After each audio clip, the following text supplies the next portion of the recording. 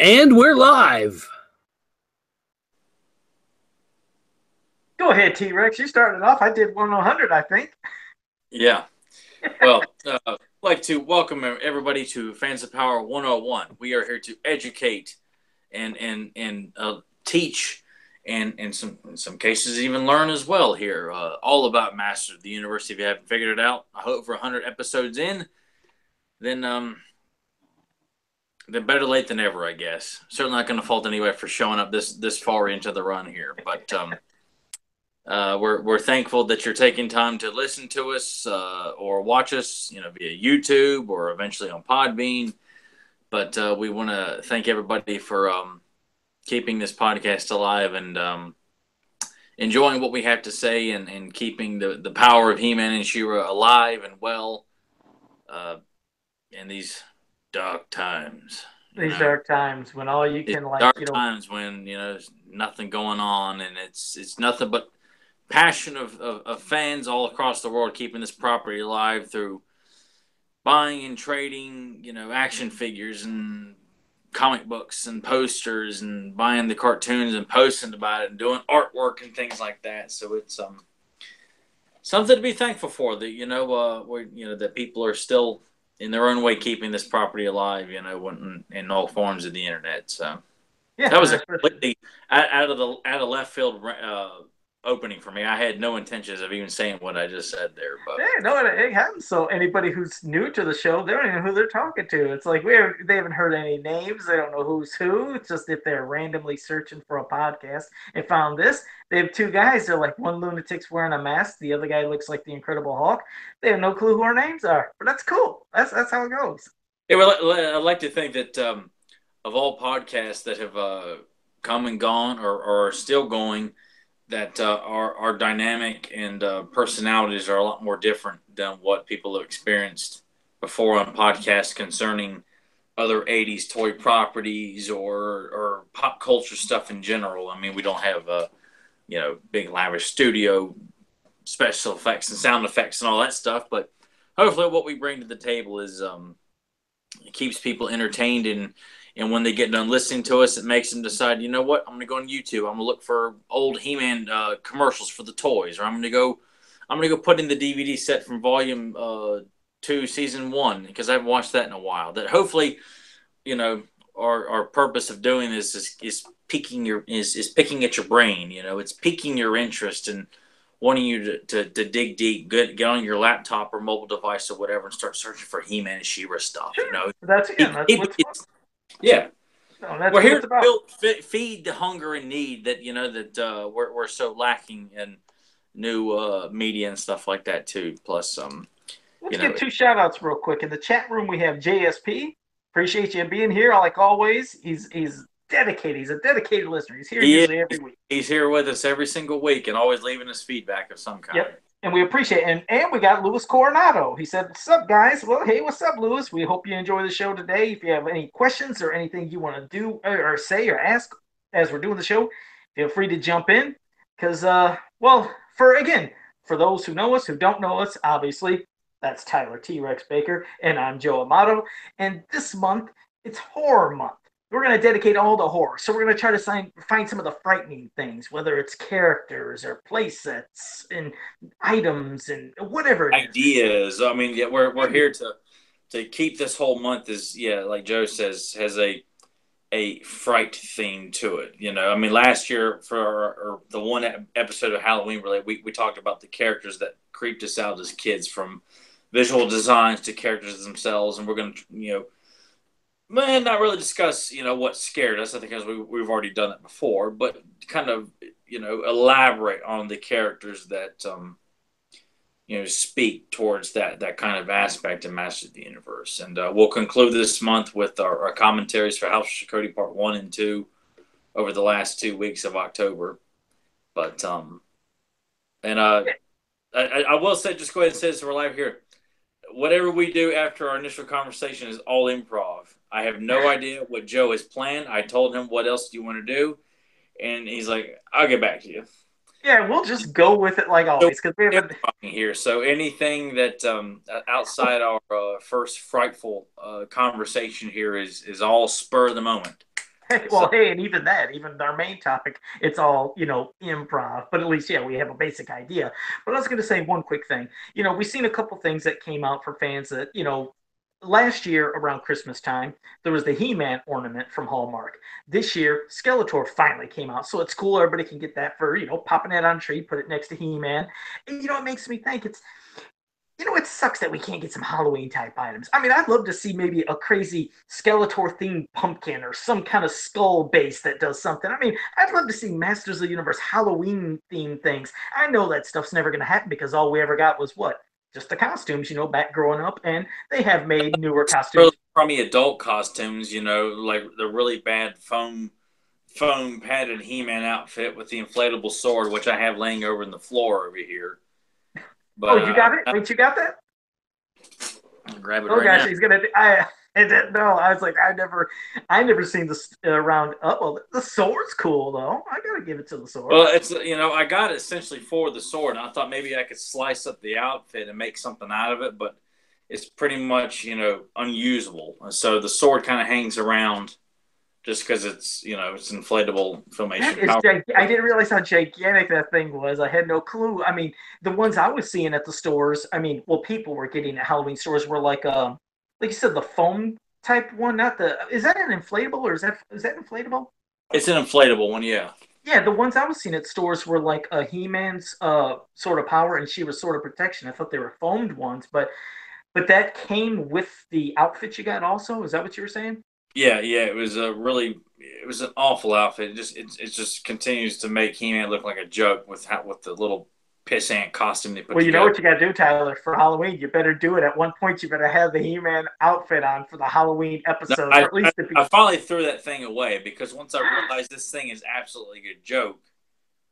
I got it You on. threw away. Looking at the package, it looked awful. But I thought maybe I could slice up the harness and actually maybe wear it, but it was pretty much unusable. So You I got rid of kept the wig.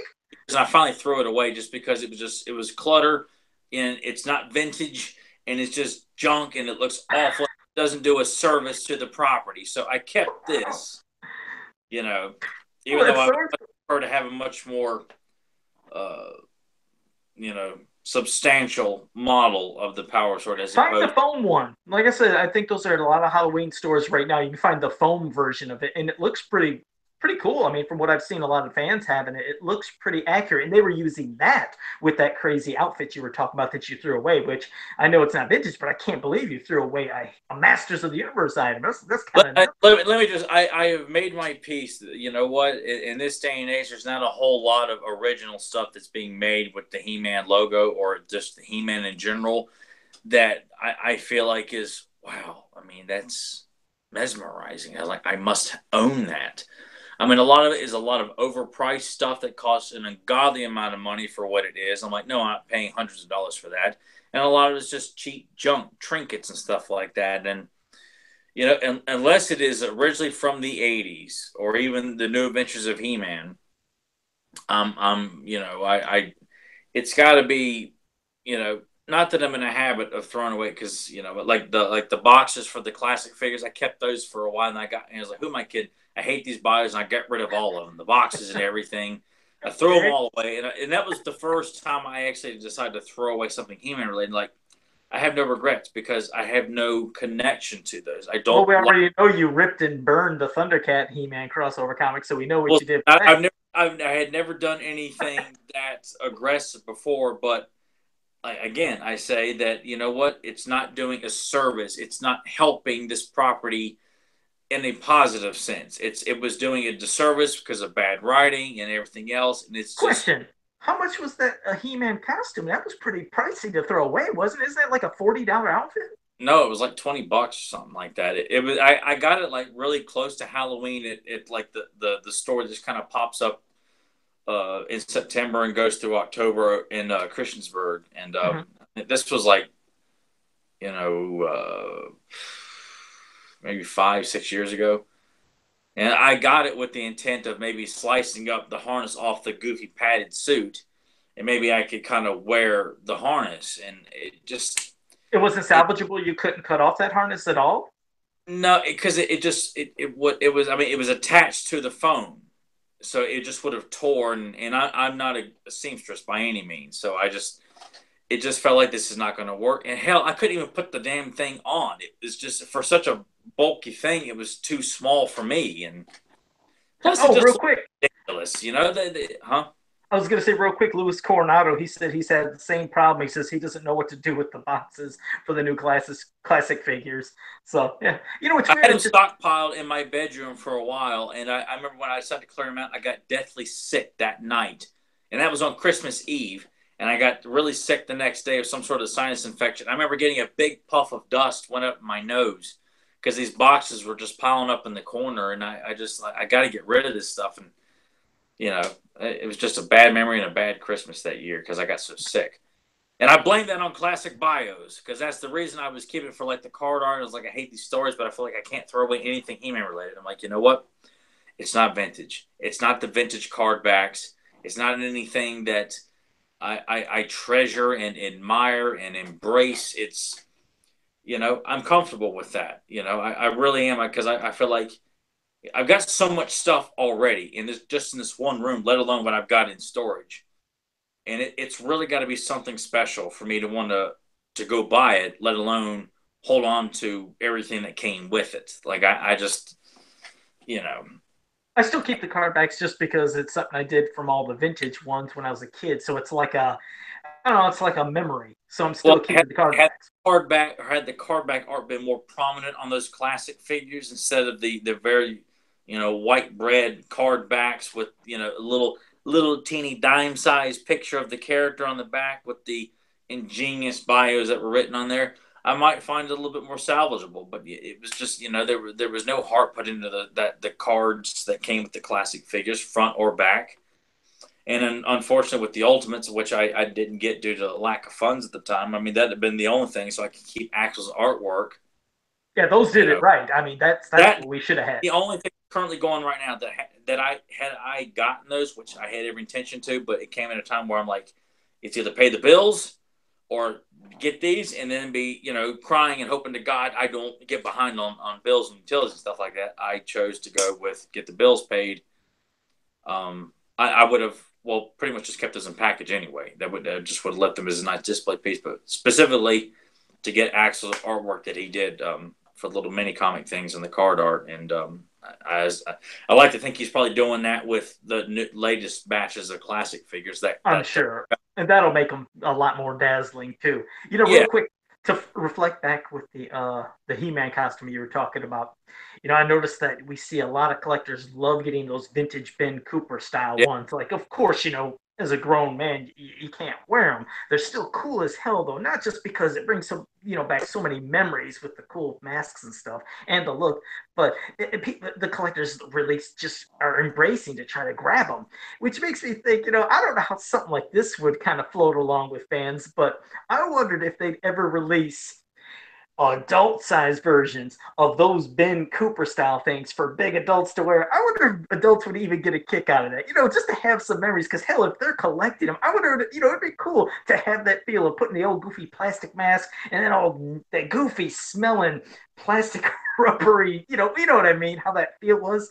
That might actually be kind of cool. I wonder if that would even be something I mean, entertaining. it would be cool amongst hardcore '80s nostalgic people because Yeah, I feel like even grown-ups today would probably be like, what is that? What kind of costume is that? Well, yeah, you're wearing a He-Man mask, but what is the rest of the outfit? I almost feel like even people who grew up wearing these costumes, it might be because they don't have that affinity for the '80s. They're just adults going to a party to get trashed and you'd have you to be know. hardcore. You'd have to be a hardcore type of. Yeah, I really feel like you're catering to but I just saw today on one of the '80s Facebook pages I follow. They posted a bunch of pictures of kids wearing the Ben Cooper outfits, Love them, some of yeah. which were He-Man and Skeletor featured in some of those pictures. So Yeah.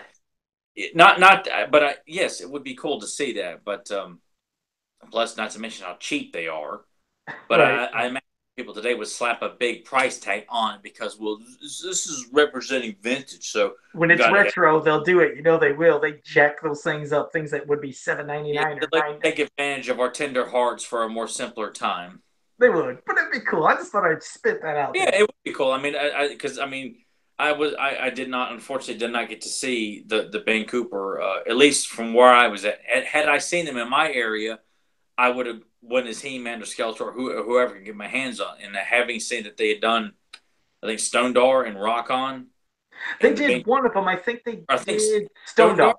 Yes, yeah. Stone Dar. Had I seen Stone Dar or Hordak, I mean, I'd have been all over that to have went one Halloween. But I ended up going as a GI Joe, like just a generic army guy, but I called myself GI Joe to coincide with the toy line. I went to the Karate Kid one year, and then I went as a really bad punked out version of a vampire. My mom made me wear this big heavy acid wash denim jacket, and I got the plastic cape, and It's she like, moosed my hair up. I got these sad looking black or blood stains going down my mouth. I'm like all punk and mad because I have to wear a jacket. Because I'm thinking, what kind of vampire walks around in a denim jacket I know outside?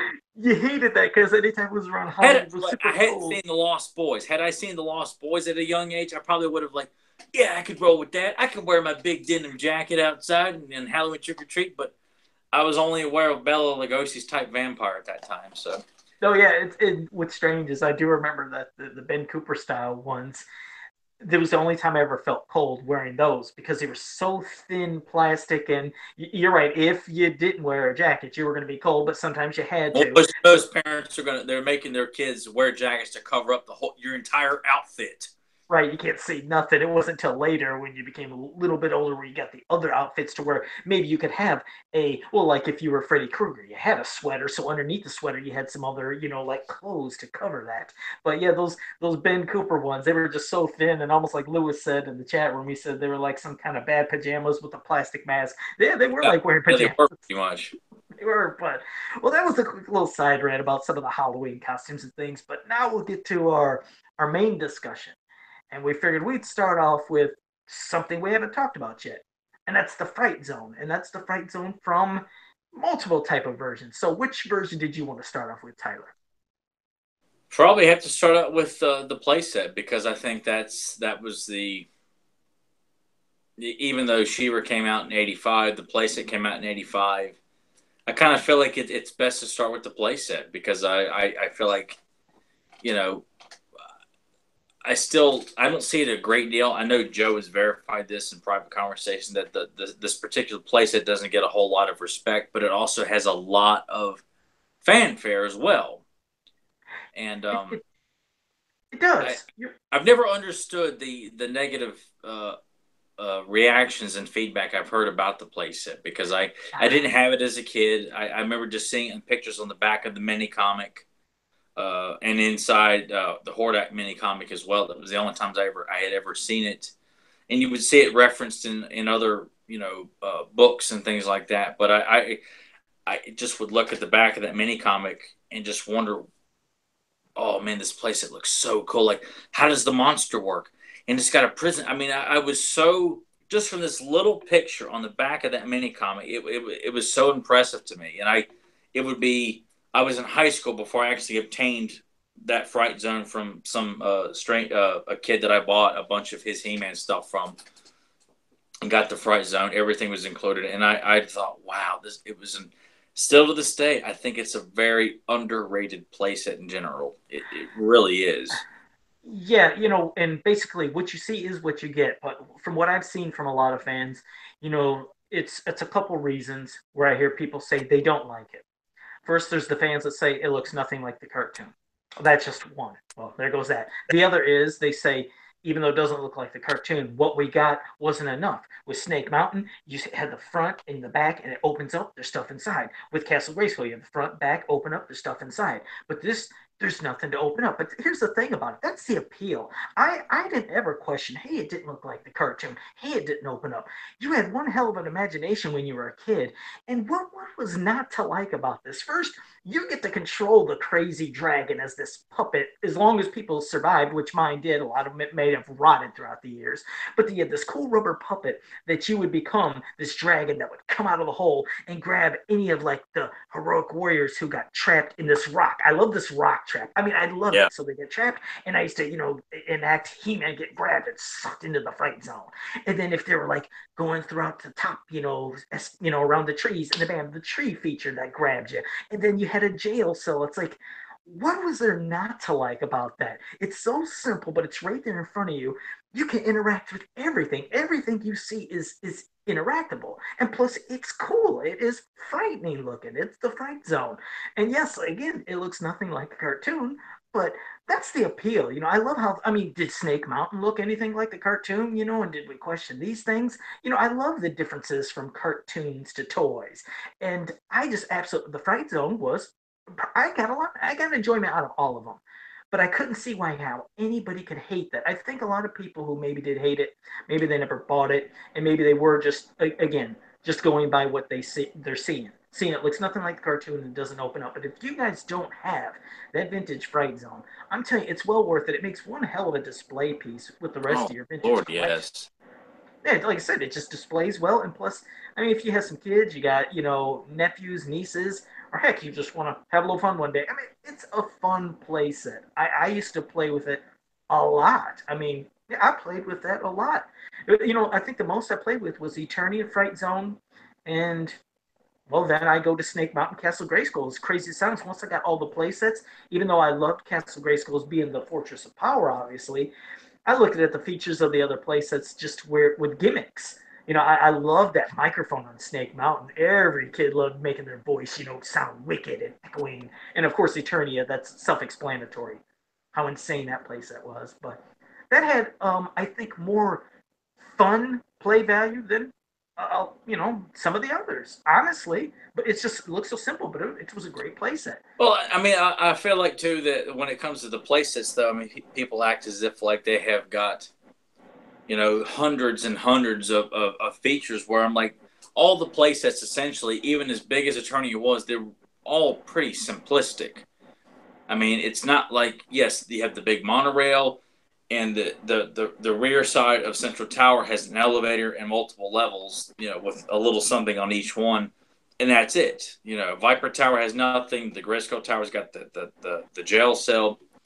Snake Mountain is pretty much the exterior. I mean, as a kid, I didn't question none of it. I was so thankful to have Grayskull and Snake Mountain. Snake Mountain doesn't have anything on the inside of it. You have to use your imagination, and I did for that.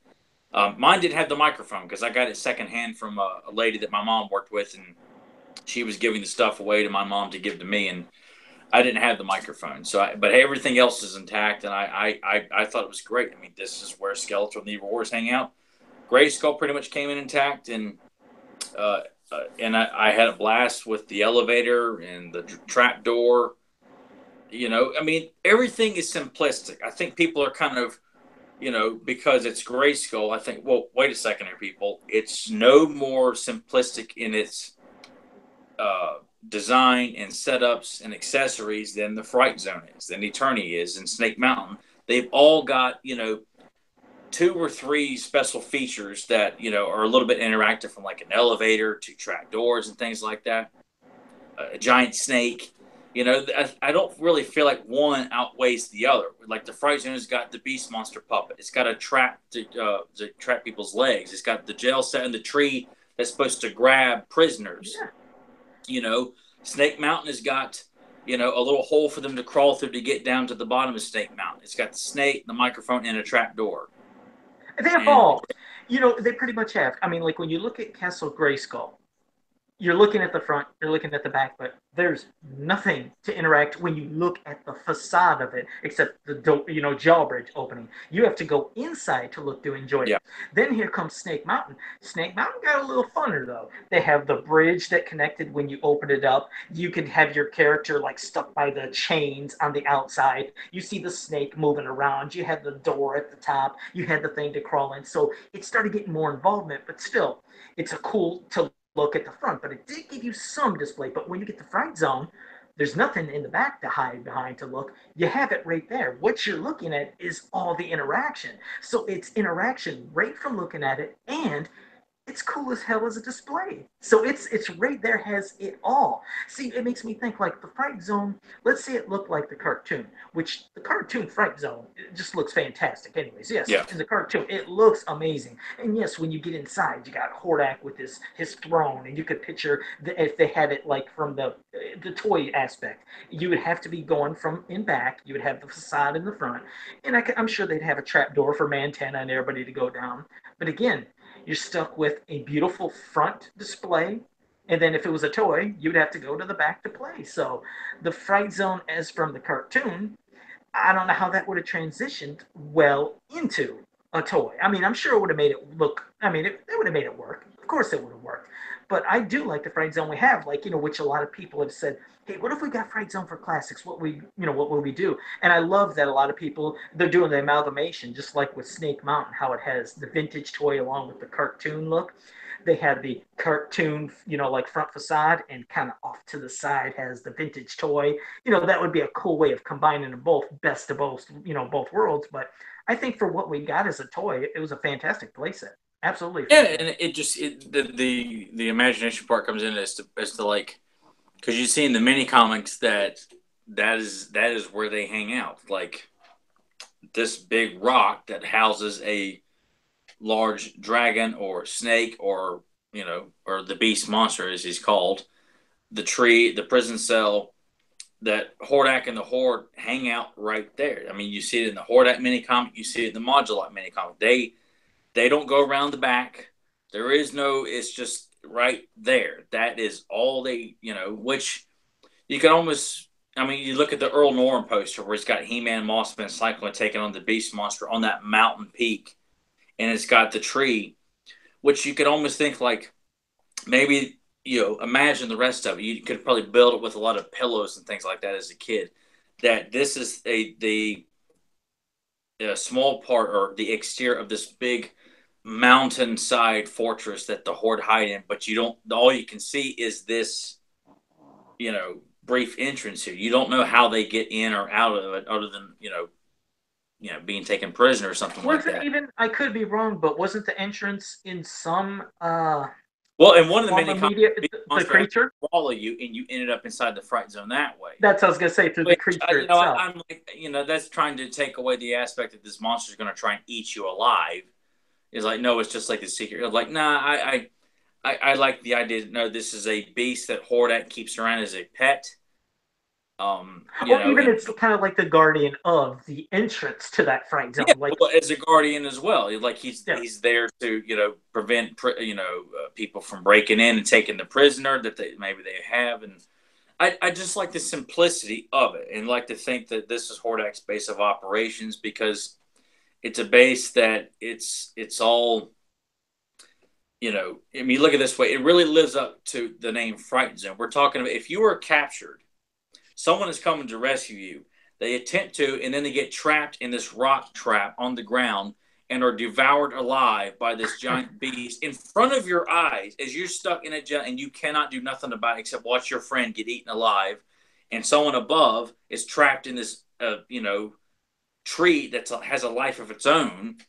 That you just feel like this is what it's supposed to be. sure. It's all of these, you know, evil traps and devious. I'm losing. But The like right you word. said, you can envision it. If like how you said, whether it's into the comics, cartoons, it's like it's into something. It's not like it's just sitting out in the middle of nowhere and you go to the Yeah, back and with it's many blank. comics, like one of them presents it as this base of operations sitting out in this kind of dark area. But yeah, like Joe's saying, you can almost picture that this is one small part of this elaborate mountain peak.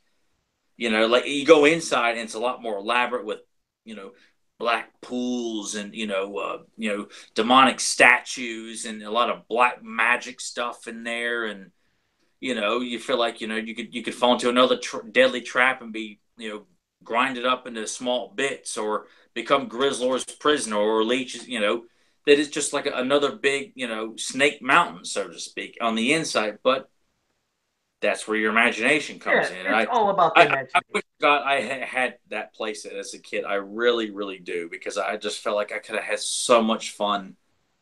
Um, playing with that thing. I mean, I got just the tree on display right now. The rest of it's in storage, and the snake fell apart from being in the extreme heat of the attic.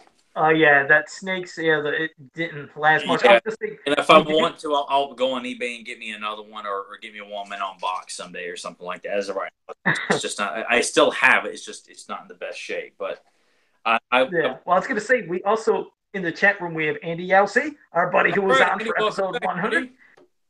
Yeah, it's cool. He said he agrees with us in our thoughts as an adult. He said, but as a kid, he said he really wanted it inside back. And like I said, I mean, I could see, when you're a kid, you might have one or more. Me, I just got so giddy with the thing. I had so much fun. I used that puppet so much. I can't believe it lasted. Like I said, mine still survived after all this time. But yeah, of course you might want That more. puppet too. I think that was the crowning jewel, is the idea that you as a child can be the monster, and hold He-Man in one hand, and you're sitting there having He-Man swipe the power sword of the battle axe of the beast monster, and really playing up this epic fight where you're trying to rescue Cyclone from the jail cell, and then Modulok and Grizzler, they're getting ready to come down from down below, come down the staircase, and it just felt like it was a perfect playset. I mean, to me, every playset that we got, and I still to this day have not been around any part of the Eternia playset except a couple of pieces that my buddy Matt Sterner has, and that's it. I've not seen any of the towers in person in my life. But every playset, though, I consider to be perfect. I don't look at it and feel like there was fault, because I still have that. I used so much imagination as a kid because I didn't have a whole lot of this stuff, so I kind of had to use. You make up for what you don't have with imagination, and just go with what you got. And I wish to God I had experienced my childhood with the Fright Zone and the Eternity Play and the Slime Pit. Slime Pit I didn't have as a kid. That I was aware of and wished I had as a kid too. But that's the thing. I don't feel like these things had to be. You know, Granted, there were some very elaborate playsets in the 80s, from the USS Flag to Fort Carrion from Brave Star. And one of Joe's personal favorites, the Sectar's Hive playset. I wish I would have Um, had that. My God, that's which, one of the I mean, biggest. essentially, it was massive. It has the puppet thing with the giant spider tarantula. I don't think there was a whole lot on the inside of it, but it still looked pretty damn elaborate from an exterior standpoint. Where this I just can't remember. I think probably it might look have it been. up. Just do Yeah, a Google search for it, and it's amazing. And the box art alone, I mean, it just makes it look epic as hell. That's another thing about the Fright Zone. The box art for the Fright Zone playset. Oh, it's if in the fan base were to sit there and feel like, what, of all the playset box art, they felt the Fright Zone was the best, I wouldn't argue it. Of all the box art that we got, if someone felt the Fright Zone because it's just beautiful, it has I mean, we're talking about stuff that relates to the Halloween season. That Fright Zone box art has got a great Halloween feel to it because of the dark sky and Skeletor and Man at Arms, or is it Skeletor? Yeah, Skeletor, not Man at Arms. Skeletor trapped in the tree, and Hordak's there, kind of watching it all go down. Buzz-Off's trapped. The Beast Monsters attacking He-Man. It's just beautiful, beautiful, stunning artwork by William George on that. And it's just I mean, it's just, it tells a story. The box art tells a story, and oh man, I Oh, love that well, box art. first I was gonna say a couple quick things. Louis Coronado, he was talking about he said the day he got the classics Castle Grayskull, it took him back in time, and he felt the same way he did as a kid when he first saw the castle. So that's pretty cool because it was. I mean, Castle Grayskull, the classics was awesome. And then Andy Yelsey, he had a couple things. He said first, he said his snake fell apart from attic heat. He said he was crushed to see it disintegrate. Yeah, And it's here's kind of that's something. what happened to mine too. Yep, and here's something I've heard from a couple other people, but at least Andy can confirm some more stuff. He said first, he said he got the hive castle from Insectoids, and he said he used that for the Fright Zone interior. I think he meant the hive from Sectars, but yeah, we know what you mean. But he says also, not like the cartoon Fright Zone. He said, but he said also not like the cartoon Fright Zone. He said, but gave me something. He said the hive did have a complete inside with different levels and traps, etc. So, well, thanks for sharing that because I Give never me on that seen one, it. because I've tried to look up a lot of pictures for play sets over the years multiple times, and I all I could remember was the exterior had a lot of stuff. So forgive me on that one, Sectar It was fan. just, I know it's Or epic. I mean, I know that was one of the biggest play sets. I always wished I it could get was it, but big. Like to see it in scale, you look up, you go on Google, just look up some pictures of it. I mean, you see, it was a big ass play set. It was really, really big. yeah, and I mean, and you said, did that the puppet creature come with that play set also? Yeah, I yeah. think The tarantula hand puppet that would come out the bottom of it. Yeah, that was their that. stuff lasted a lot better. They had very good quality with their creature puppets for sectars. My God, talk about Halloween in a fright feel. If something should have a comeback, my God, sectars should, especially with it's just it's all spooky. I think Yeah, because you did General Spydrax in Classics form, didn't yes, you? For somebody. yeah, yes, I did. I did Yeah, General Fight. that I would love to see more of that toy line, done, and because I'm sorry, I think everything could be classicized. I mean, as much as That people. really could. I mean, that honestly fits perfectly. And that was the curse. That's what I guess had was the fall of sectars was that parents weren't quite under or quite sure when they looked at good guys and bad guys. They said they all look evil, and I think it led to where this it just started going down. Maybe I kind of sit looking at Prince Dacon. I think it's his name, right? yeah, Prince. Wait, no, Prince. My God, Dargon, Dargon. Dargon. Yes. I could see when you look at him. I think I've got him on the shelf over there. No, yeah. Um, I could kind of see that he doesn't have the most heroic look in his eyes because of the insect motif to him. Yeah. But I don't know. I kind of feel like you know of all having been I wish I was a little bit older in the '80s. To where I could fully appreciate. I caught everything at the tail end, as I've said before. But there was so much competition. I kind of feel like you know nothing was really going to trump He-Man, G.I. Joe, and Transformers for the most part. Thundercats picked up a hell of a lot of steam, and a lot of these toy lines did get noticed. We still talk about them, but I mean, it was just everybody was fighting each other from so many toy companies releasing the next big kick-ass action hero with hordes of villains to fight. We could spend an entire podcast talking about the competition that He-Man had in the '80s and not talking about the big flagship ones like G.I. Joe and Transformers, just spending the whole time talking about everybody else. I mean, from Supernaturals and Visionaries and, the Inhumanoids and Centurions, Bionic Six. And And look how sought after they are now because after years, fans realize, wow, those were cool. But of course, this yeah. is now years later. But Sectars, I feel it's one of the most underrated lines. I mean, it's Tim Clark, I believe, who created Sectars and the Boglins. Remember the crazy Boglin things? No. Oh God! Oh Tyler, you're gonna have to Google that. They were these like rubbery, crazy looking puppet things that you put on your hands. They were freaky. And then he did Sectars, where he did the design of those puppets too. Heck, I think he went on to work for Jim Henson or Designs. I don't know if he still does, but I mean, this guy was just a genius and way ahead of his time for what he did. And Sectars, I remembered. I mean, it had a little more articulation. They were a little Mm-hmm. taller. I mean, they were just so damn well sculpted. And those beasts, whether it was the big puppets or the little mini creatures, the ones with a grappling hook or a little pincher one that come at you, Yeah. it's God. I mean, especially nowadays, how people love things that are kind of freaky, spooky, and how bad is cool. We like the bad guys' designs more.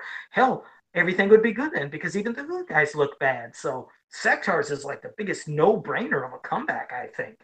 I Well, think it would be there's amazing. so many, there's I can't picture a whole lot of '80s toy lines that I don't think would be deserving of a comeback with an upgrade of like making them more articulated and more for the collector aspect where you can pose them a little bit more and they come in elaborate box art and stuff like that. I mean, there's not a whole lot that I feel like I was glad to hear that Hasbro was going to bring back Visionaries in some form. I don't know what the update on that is, but Oh, I didn't know that.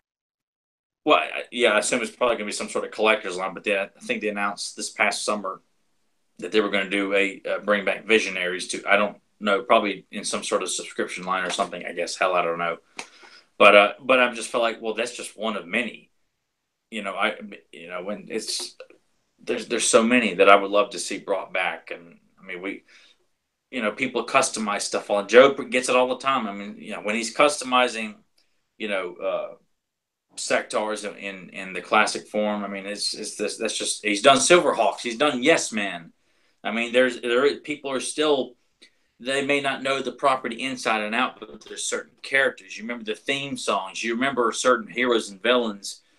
You know, there's so many to pick and choose from. I mean, I'm so thankful, you know, too, that having caught so much of this stuff, you know, only being able to see what you could catch on TV and seeing some of it in toy stores, and to find out that an entire decade of children, you know, caught glimpses of all this stuff and look back on it so fondly, even if it was, you know, like Sectars, heavily underappreciated, but there's still a fan base of people who appreciate the cartoon, which I don't think it wasn't. Were they have 5 episodes? There weren't many. But it had a comic book series. I remember seeing a comic book of that in my kindergarten class on the bookshelf, and I never could get up the courage to go pull it off the shelf because I thought it'd be fussed at because there were books that we weren't, you know, the teacher never pulled from, but it was like an assortment of like storybooks and stuff. And I remember Sectars, and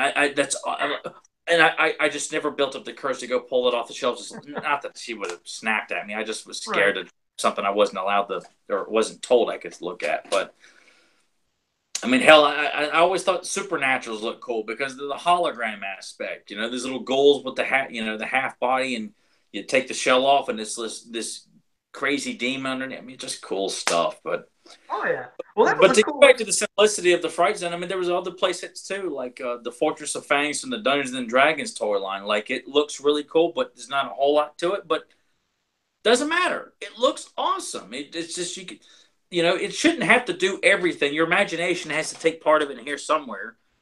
You know, you can't, like, you're playing with GI Joes. They're not shooting lasers at each other. Your imagination's got to pretend that the red and blue lasers are flying all over the place. So.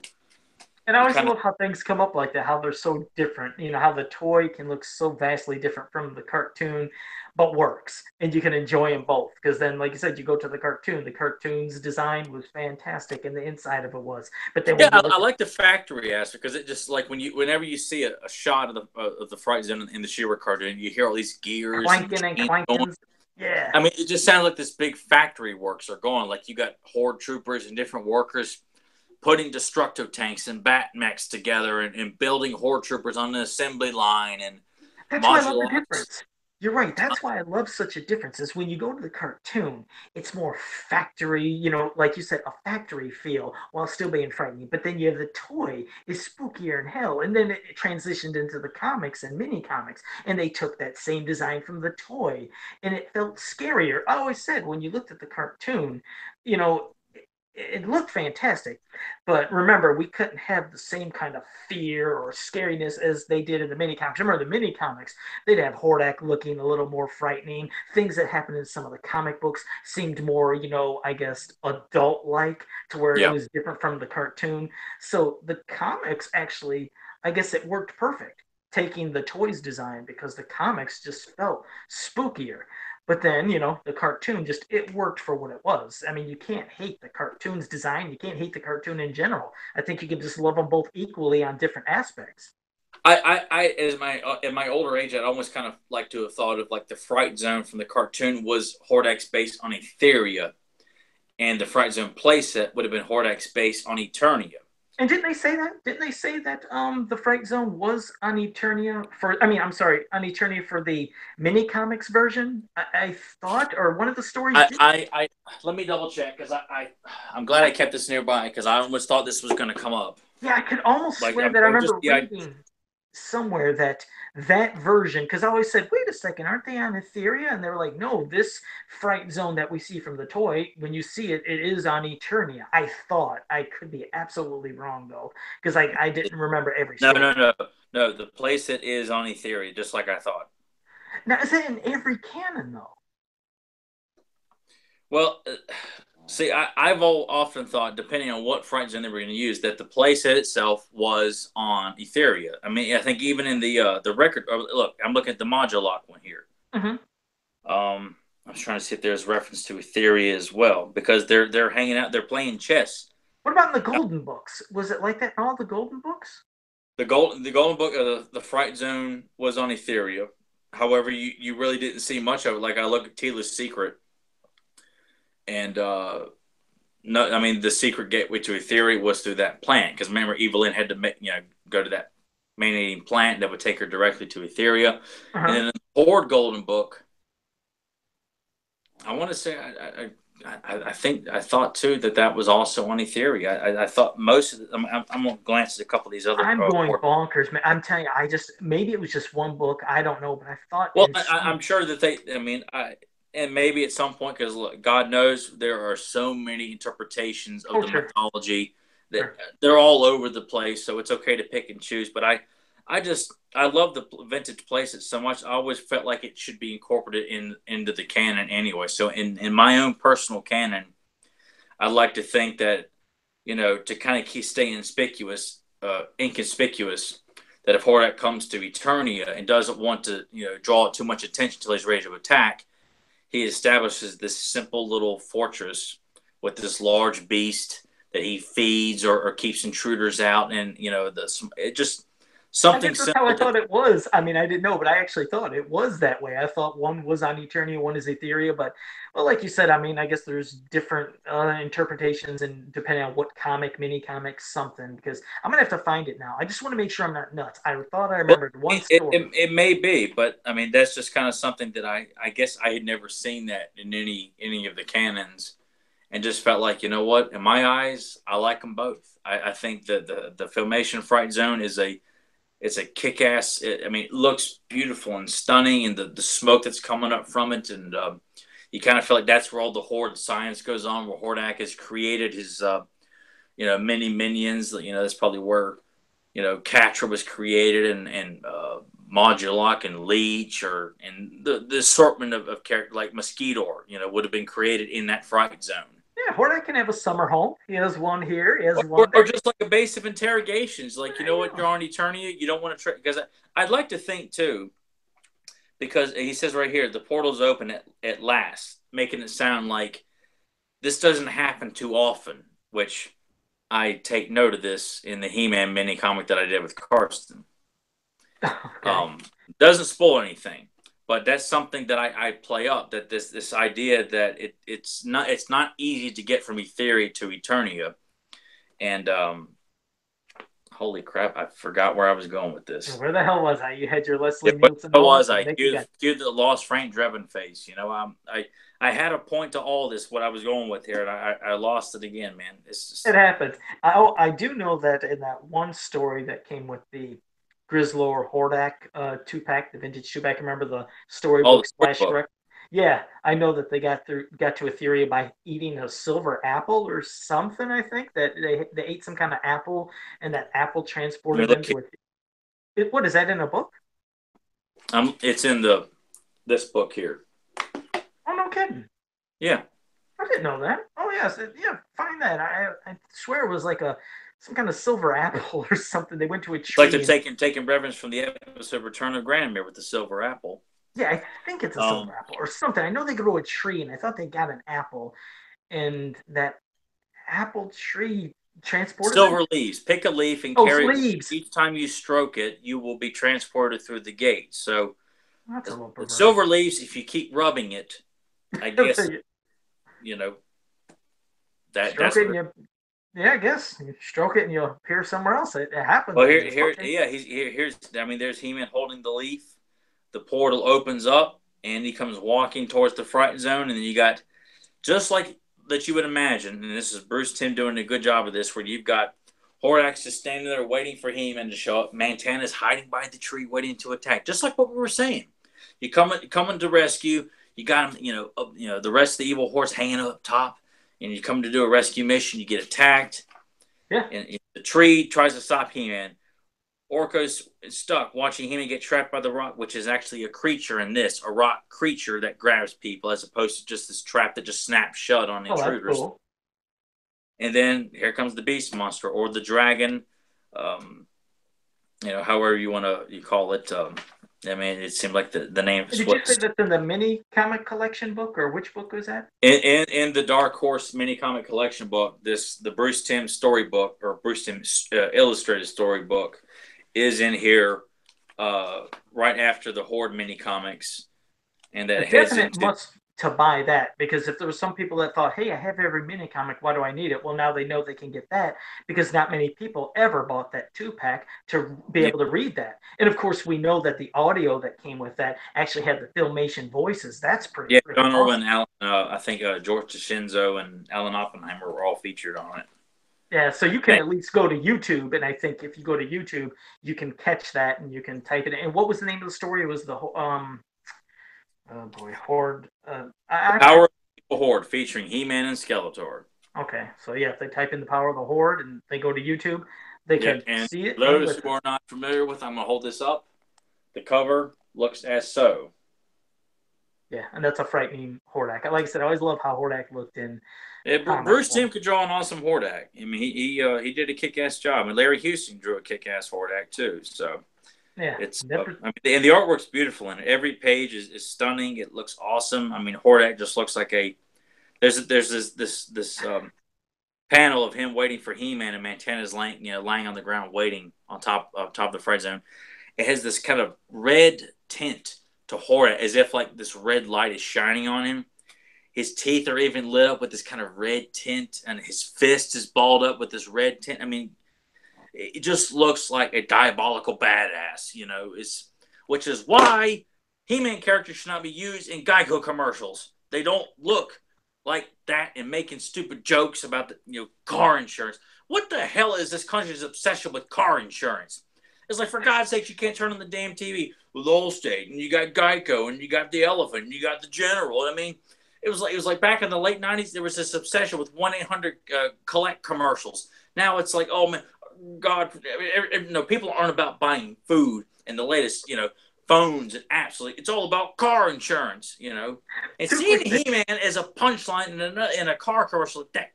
Let me tell you this: Oh, here when we we go. found out that commercial had been hit up, and I don't know how I ended up seeing it, because people are like, hey, what are your thoughts? Like, oh dear God.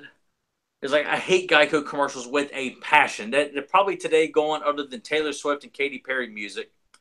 Geico commercials, I mean, they are the menace to society because they're not funny. So I remember I went to sleep on a Monday night. My dad called me at 10:30, and I didn't see it till the next day. And I called him back. The next thing is, oh yeah, I was just calling to let you. I saw He-Man on TV last night. He was doing what the. I'm like, and then I knew it was like, it's the Geico commercial. Yeah, that's what it is. Like, I was asleep at that time, and had he called and woke me up to say, "Hey, He-Man's in a Geico commercial," ah, That's really cool. Well, two things. I actually enjoyed that commercial more than that Goofy of Dirty course, I Dancing know one. everybody did. I hate Geico commercials because they're not funny, and to see He-Man, it just continues to showcase He-Man's a big joke to everybody. Well, it's just they're trying to have him do a I cool little guess I'm commercial. just taking it too serious. I don't, it's. Well, hey, speaking of taking things seriously or not too seriously, I was going to say we had somebody else in the chat room. His name's Cullen, and he got a kick out of it. He said, "Yep, each time you stroke it." So yeah, he got a kick out of the stroking the leaf. So yeah, just Stroke the leaf, man. You want to get somewhere in the universe, you got to stroke your leaf. so, but well, man, shit. So yeah, that's been a discussion, like I said, on the Fright Zone, from the toy to how it was in the cartoon, envisioning of how it could possibly be for classics. But like I said, horror month, we're going to be focusing on something different each week and a couple things here and there. So just like as you seen, we kind of just bam improvised and went off the wall with sectars and other toys. It's like I said, horror related, spooky, but that's what it's going to be this month. So next week we'll have something else. We'll have a play set. Or would you call it a play set? No, I don't know if you call it a play set. We'll have a well. It's going to be the slime pit. Next week's going to be the Yeah, slime pit. the slime pit is a playset. I mean, Yeah. it's yeah. Yes. I Yeah. mean, Yeah. yeah, it's a playset, and I mean, you look at price guides; it was always lumped in with the playsets and things like that too. So, no, it's not super, elaborate, but that's where the kid part comes in. You use your imagination. You look at that beautiful box art. Where's it at? Oh, it Oh, does it's have. over there. It I, does I, have. I got an unboxed slime pit here. Well, we're gonna save it for next week. But yeah, next week will be the Anyway, slime I was pit, just saying. Yeah, we'll talk about that next week. and we'll have some maybe a character here and there too from the show, Well, or maybe plus, just to let you know, we were intended to do this last year, and unfortunately, the plans fell through, so we just waited on it. We have yet to do a character bio on the evil leader of the Horde, Hordak himself. So that'll be coming up this month. We're not exactly sure when, but that's I don't feel like it's spoiling anything because we haven't done it. You know it's coming at some point, and we figured this month would be the best time to do it. Would There you finally go. conquer Hordak. Do the slime pit. Hell, we could even do Snake Mountain, I guess, if we wanted to, because of Okay, the yeah, that's what I mean. yeah. It's horror month, so we'll be hitting the freaky play sets, creatures, things, spy door. I mean, we'll hit, like I said, a lot of different things in general and characters. Yeah, And if people have ideas that if you like to see us talk about a certain character from the cartoon that you find that you find frightening, throw us some ideas. You know, we encourage fan participation from ideas and stuff like that.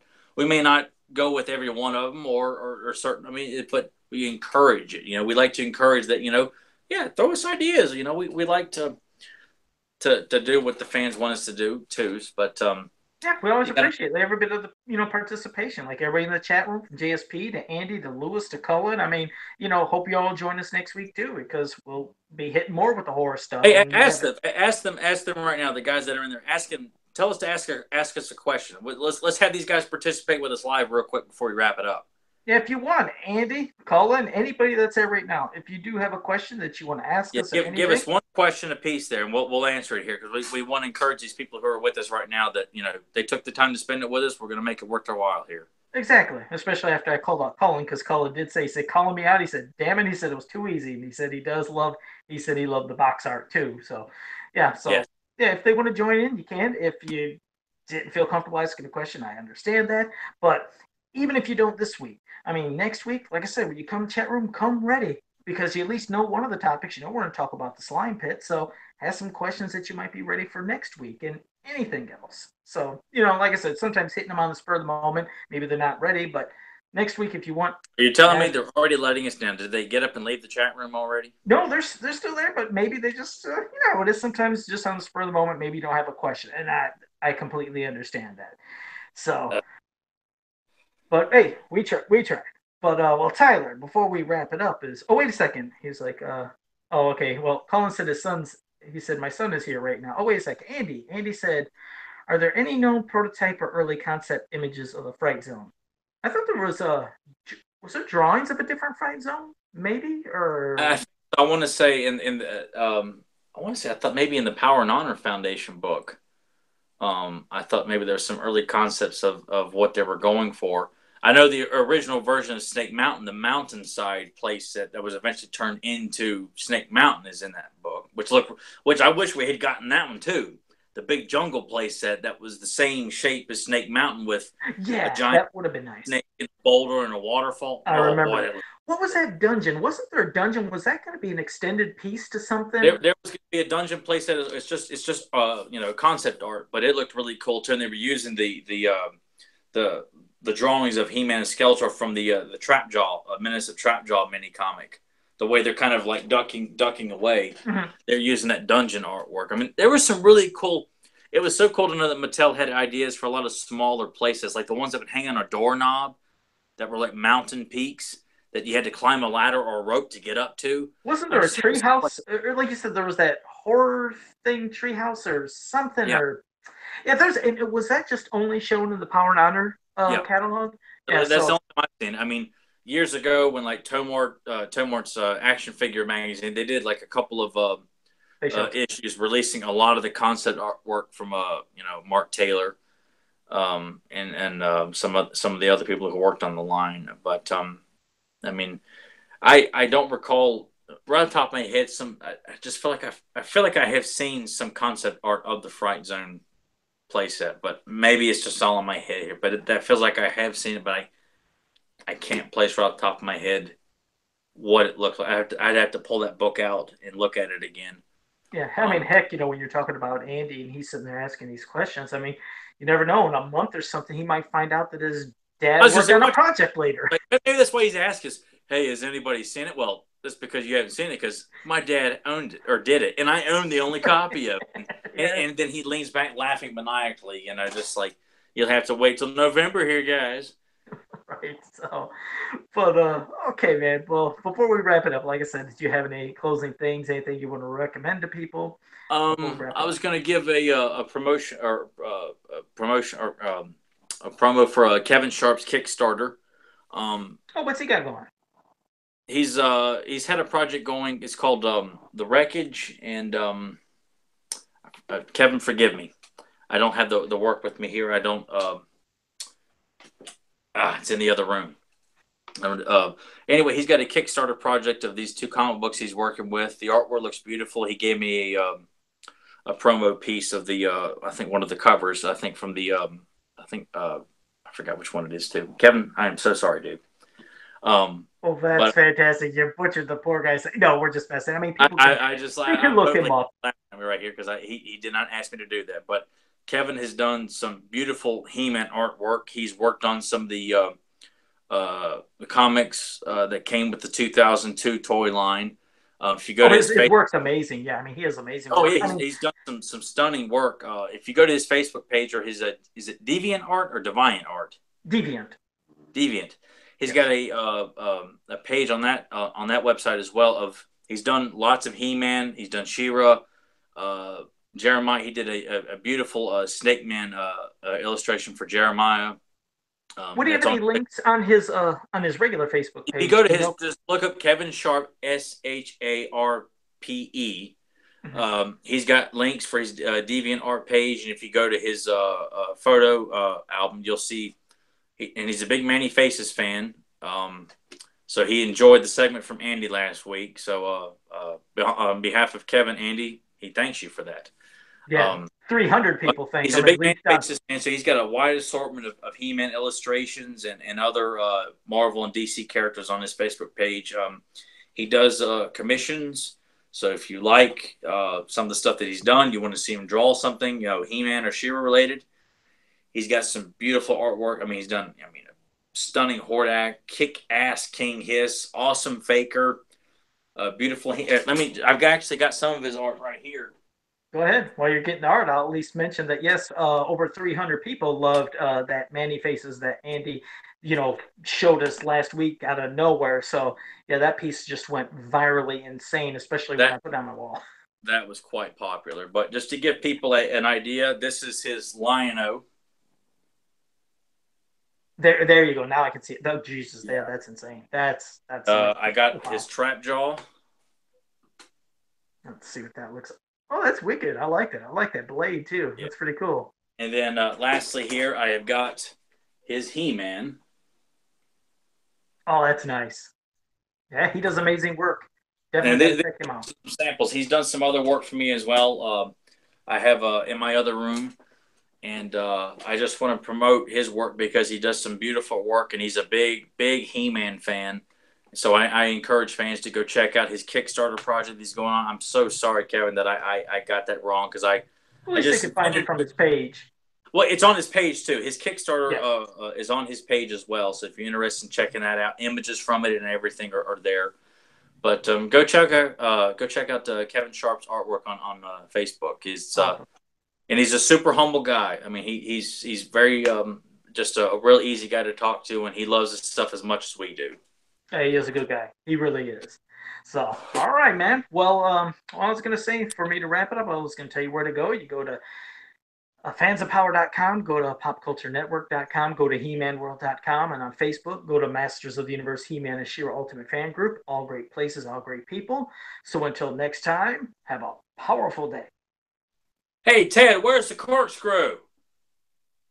There you go. Friday the 13th for the final chapter. Oh man, love that series. So, Kind all of right, tying well, it into this coming Friday there. no doubt, yes, for Beyond I Retro. watched that evening. I finally finished that up and got that under my belt too. So All right, much man. enjoy.